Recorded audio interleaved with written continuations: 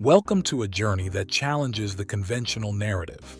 You're taught to follow a path, excel in school, secure a desirable job, and save meticulously, all in pursuit of that dreamy, tranquil retirement. It's a story ingrained in us, but reality often paints a different picture. Imagine this. Even those with commendable jobs and a history of prudent saving are finding themselves tethered to work, way past the golden years of retirement. This scenario isn't limited to a few, it's a widespread reality, especially when considering those who haven't had the luxury of higher education or a consistent career trajectory. Startling reports reveal a concerning trend. Less than a third of American workers are on a solid path to retire at all. Even fewer anticipate a retirement that's anything but strained. It's an uneasy truth, one that's exacerbated by factors reshaping our economic landscape, keeping younger generations anchored in the workforce for an unforeseeably long time. Let's not forget the colossal impact of the COVID-19 pandemic. This global event didn't just disrupt lives, it widened the chasm between the younger, asset-light, and precariously employed generation and their older, more financially secured counterparts. You might feel secure in your financial strategy, diligently contributing to your 401k, saving consistently, and investing wisely in the stock market. These are commendable steps, but there's more to the story. There are critical factors, housing market trends, stock market volatility, and overarching economic conditions that challenge our long-held beliefs in perpetual growth. In this exploration, we delve into the intricate dynamics of finance, uncovering why, despite our best efforts, we might all be in for a marathon work life, well beyond the traditional retirement age. Prepare to unravel the complexities of money, growth, and retirement in today's world. The housing crisis is an elephant in the room for today's workforce in the USA. This isn't a novel issue, but it's compounded by nuances often overlooked. High-income professionals, the cream of the crop from prestigious universities, often find themselves in a predicament. They land lucrative roles in finance or tech, but these opportunities are typically in cities like New York, Chicago, or San Francisco, where the cost of living is astronomical. Pew Research has shed light on a startling trend. A majority of young adults, aged between 18 and 30, are now residing with their parents. The median age for first-time home buyers in 2019 was 34, and experts unanimously anticipate the pandemic to nudge this number even higher. What's more, the younger generation is leaning towards smaller housing options like apartments and townhouses. It's not a matter of preference but affordability. This shift is critical. Most financially astute individuals will tell you that their home is their most valuable asset. It's not just about the monetary worth. Home ownership eliminates rental expenses. Mortgage payments, albeit burdensome, are investments building equity in the property. Once the mortgage is cleared, homeowners enjoy a significantly reduced cost of living. This aspect is pivotal for retirees. Owning a home ensures that even modest pensions or savings can stretch much further compared to those burdened with rent. Consider a median first-time homebuyer at 34 with a 30-year mortgage. Under this optimistic scenario, they'll be in their mid-60s and still paying off their home loan. This calculation doesn't account for potential upgrades or renovations that could extend or increase the mortgage. Some might grimly ponder the inevitable generational shift in property ownership through inheritance. Yes, the passing of the boomer generation will transfer assets, but this will likely further complicate the issue.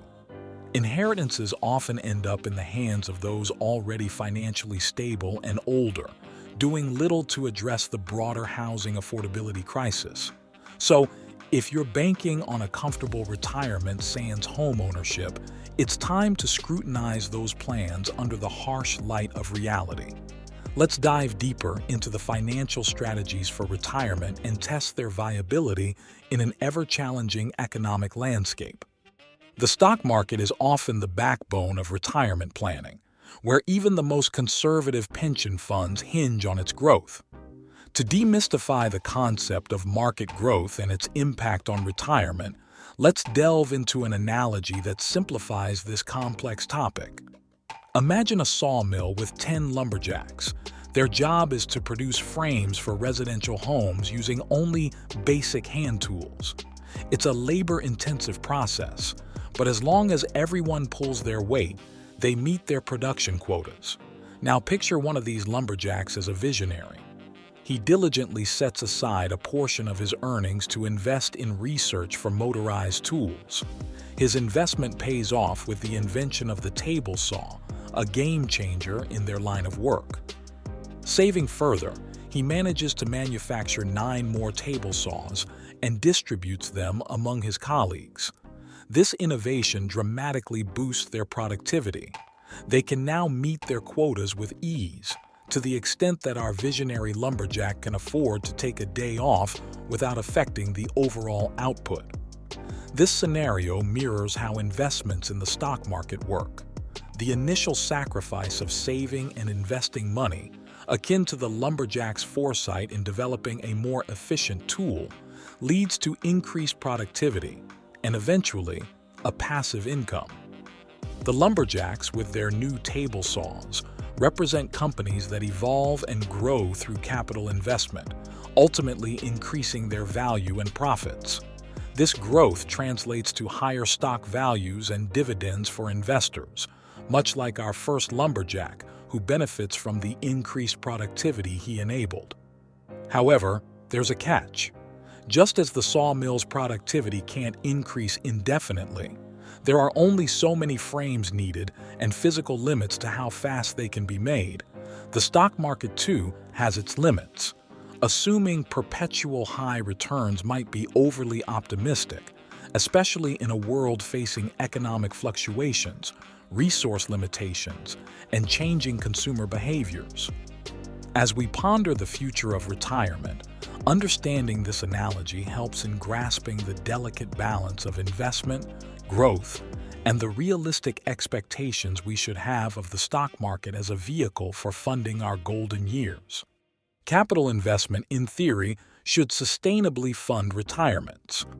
By smartly investing in tools or technologies that boost productivity, individuals can potentially secure a comfortable retirement. This is akin to our lumberjack who innovatively invested in table saws, elevating efficiency to a point where he could afford to retire while his colleagues maintain production levels. However, this idyllic picture becomes more complex when the investment landscape is considered in detail. Let's revisit our lumberjacks. As they start embracing automation, each technological leap demands a higher investment. The cost of replacing human effort with capital equipment escalates, especially when compared to alternative investments. Suppose one lumberjack decides to invest millions in a robotic arm to retire while maintaining production. He may, alternatively, choose to purchase the factory, imposing additional work hours on his colleagues to cover his contribution. This scenario isn't just about a moral choice. It reflects a real dilemma in modern investment strategies. Investments in non-productive assets like gold or real estate don't directly add value to production processes, but can generate income, such as rent from real estate. However, funneling investments into non-productive assets can lead to inflated asset prices, diverting capital from investments in productive assets that could sustainably support retirements. Looking at overinflation in asset markets, let's analogize shares with table saws. If shares, like the saws, are seen as tools for generating income, dividends, their rising cost becomes a problem, particularly for new investors. Consider shares initially trading at $10,000, providing a $1.20 daily dividend. Achievable for a hard-working lumberjack, but what if those shares soared to $100,000? The same dividend now requires a significantly larger investment, turning a feasible retirement plan into an unattainable dream. This situation mirrors the current state of the S&P 500, with its price-to-earnings ratio historically around 15, but now nearing 50. It indicates that people either need to invest triple the amount for retirement or hope for even higher valuations in the future, a risky bet that hinges on continuous market growth. Moreover, while dividends might increase, the likelihood of witnessing widespread PE ratios under 20 again seems slim. Market forces adjust prices based on dividends, ensuring high-yielding investments don't remain bargains for long. Understanding these dynamics is crucial for anyone planning for retirement. While technological advancements and capital investments can indeed pave the way for a financially secure retirement, the current investment climate, marked by overinflated asset markets and the allure of non-productive assets, poses significant challenges.